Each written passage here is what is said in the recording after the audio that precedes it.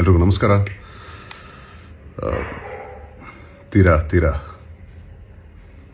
ಘೋರವಾದ ಹೀನಾಯವಾದ ಒಂದು ಅಸಹ್ಯ ಹುಟ್ಟಿಸ್ತಕ್ಕಂಥ ಒಂದು ವಿಷಯ ನಡೆದಿದೆ ನಮ್ಮಲ್ಲಿ. ಇದು ಬಹಳ ವರ್ಷಗಳ ಹೋರಾಟ. ಹೌದು, ಬಹಳ ವರ್ಷಗಳಿಂದ ಹಲವಾರು ಜನ ಪ್ರಯತ್ನಪಟ್ಟು, ಹಲವಾರು ರೀತಿಯಲ್ಲಿ ಪ್ರಯತ್ನಪಟ್ಟು ಕೂಡ ಏನೂ ಆಗದೆ, ಅದಕ್ಕೊಂದು ತಾರ್ಕಿಕ ಅಂತ್ಯ ಸಿಗದೆ ಉಳಿದಿದ್ದಂಥ ಆ ಪುಣ್ಯಸ್ಥಳ ಅಭಿಮಾನ್ ಸ್ಟುಡಿಯೋ, ಅಲ್ಲಿನ ವಿಷ್ಣು ಸರ್ನ ಸಮಾಧಿ ಮಾಡಿದಂಥ ಜಾಗ, ಅಂತ್ಯಕ್ರಿಯೆ ನಡೆದಂಥ ಜಾಗ, ಇಂದಲ್ಲ ನಾಳೆ ಅದಕ್ಕೊಂದು ಲಾಜಿಕಲ್ ಎಂಡ್ ಬರುತ್ತೆ. ಅಲ್ಲಿ ಒಂದು ವಿಷ್ಣು ಸರ್ನ ನೆನಪಿಗೆ ಒಂದು ಸ್ಮಾರಕ ಅಥವಾ ಒಂದು ಅವ್ರನ್ನ ಅಂತ್ಯಕ್ರಿಯೆ ಮಾಡಿದಂಥ ಜಾಗ, ಅವ್ರನ್ನ ನೋಡಬೇಕು ಅಂದ್ಕೊಂಡವರು, ಅವ್ರನ್ನ ಆರಾಧಿಸೋರು, ಅವರ ಅಭಿಮಾನಿಗಳು ಅವ್ರನ್ನ ಎಂದಾಗೆಲ್ಲ ಹೋಗಿ ಆ ಜಾಗವನ್ನು ಭೇಟಿ ಮಾಡಿ ಅಲ್ಲೊಂದು ಪ್ರದಕ್ಷಿಣೆ ಹಾಕಿ ಒಂದು ನಮಸ್ಕಾರ ಮಾಡ್ಕೊಂಡು ಬರ್ತಿದ್ದಂಥ ಜಾಗ, ಅದಕ್ಕೊಂದು ರೂಪ ಸಿಗುತ್ತೆ, ಒಂದು ಒಳ್ಳೆ ಆಕೃತಿ ಸಿಗುತ್ತೆ ಅಂತ ತುಂಬ ಬಯಸಿದ್ವಿ, ಎದುರು ನೋಡಿದ್ವಿ. ಮೊನ್ನೆ ರಾತ್ರಿ ಅಥವಾ ಅರ್ಲಿ ಮಾರ್ನಿಂಗ್ ಸದ್ದಿಲ್ದಂಗೆ, ಏನು ವಿಷಯ ಪಸರಾಗದಂಗೆ ಕಾಯ್ಕೊಂಡು ಸಮಾಧಿಯನ್ನು ನೆಲಸಮ ಮಾಡಿ ಅಲ್ಲಿ ಆ ಥರದೊಂದು ವಿಷಯ ಇತ್ತು ಅನ್ನೋದೇ ಕಾಣದೇ ಇರೋ ಹಾಗೆ, ಕಣ್ಮರೆಯಾಗೋ ರೀತಿ ಅದನ್ನು ಅಳಿಸಿ ತುಂಬ ತುಂಬ ಹೀನ ಕೃತ್ಯವನ್ನು ಮೆರೆದಿದ್ದಾರೆ.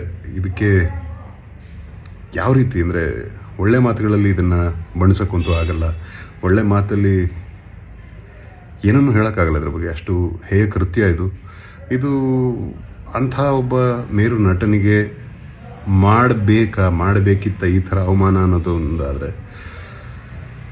ಅಷ್ಟು ಮಹಾ ಸಾಧಕನ, ಮಹಾನಟನ, ಆ ಮೇರು ವ್ಯಕ್ತಿತ್ವವನ್ನು ಕೊಂಡಾಡದು ಇರಲಿ, ಅಟ್ಲೀಸ್ಟ್ ಕನಿಷ್ಠ ಪಕ್ಷ ಅಷ್ಟು ಒಂದು ಸಣ್ಣ ಒಂದು ಸೌಕರ್ಯನೂ ಮಾಡಿಕೊಡೋದಕ್ಕೆ ಸೋತು ಹೋಗ್ಬಿಟ್ರ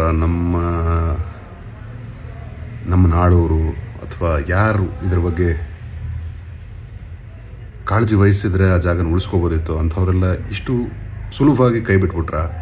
ಇಲ್ಲಿ ಸಾಧನೆಗೆ ಬೆಲೆ ಇಲ್ವಾ, ವ್ಯಕ್ತಿತ್ವಕ್ಕೆ ಬೆಲೆ ಇಲ್ವಾ, ಆ ಒಂದು ಮೇರು ನಟ ಅಂತಕ್ಕಂಥ ಒಂದು ಸ್ಥಾನಕ್ಕೆ ಬೆಲೆ ಇಲ್ವಾ, ಆದರ್ಶಕ್ಕೆ ಬೆಲೆ ಇಲ್ವಾ? ಈ ಥರ ಹಲವಾರು ಪ್ರಶ್ನೆ ಬರುತ್ತೆ. ಇದು ತುಂಬ ದುಃಖ ಆಗುತ್ತೆ. ಇದು ಈ ಥರ ಇಷ್ಟು ಕಳಪೆಯಾಗಿ ಯಾರು ಹೊಂಚಾಕಿ ಕೆಲಸ ಮಾಡಿದಾರಲ್ಲ, ಅವ್ರಿಗೆ ನನ್ನ ಛೀಮಾರಿ ಇರಲಿ. ಇದಾಗಬಾರ್ದಾಗಿತ್ತು. ನಾನು ಊರಲ್ಲಿರಲಿಲ್ಲ, ಬಂದೆ, ಸ್ವಲ್ಪ ಅನಾರೋಗ್ಯದ ಕಾರಣದಿಂದ ರೆಸ್ಟಲ್ಲಿದ್ದೆ.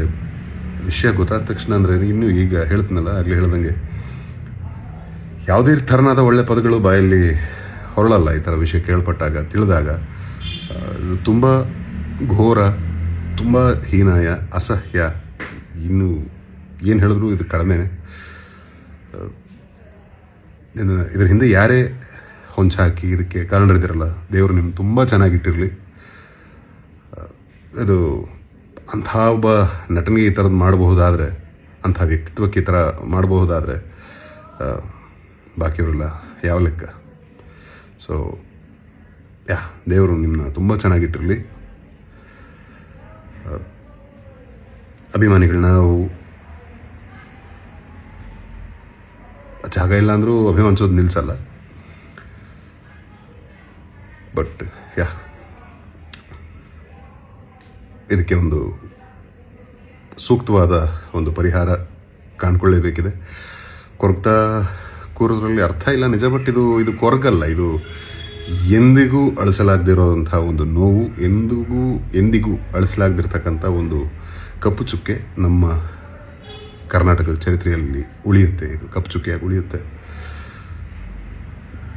ಇದಕ್ಕೆ ಕಾರಣರಾದವ್ರಿಗೆ ಧಿಕ್ಕಾರ.